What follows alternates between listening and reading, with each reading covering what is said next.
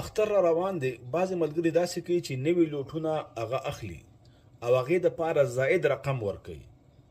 د 10 لوټونه اخلي، نو د 10 د لوټونو کاپي د 0 وي، نو دا 1200 ورکوي، 1300 ورکوي.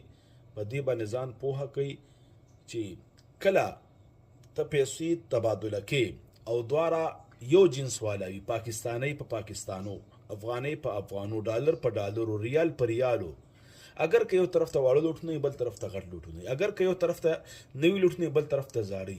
دې کې 2 شرط دي: یدن بیدن، لاس په لاس، دا والا وغراکه، او زیادت بم پکې نه وي. والفضل ربا، نسیم پکې ربا ده او زیادت هم پکې ربا دی. نو کوم ملګري چې نوي لوټونه اخلي او زائد رقم ورکوي او دې ته معمولي ګوري، دا معمولي مه ګوري، دا سود دی او سود الله تعالی سره جنګ کول دي.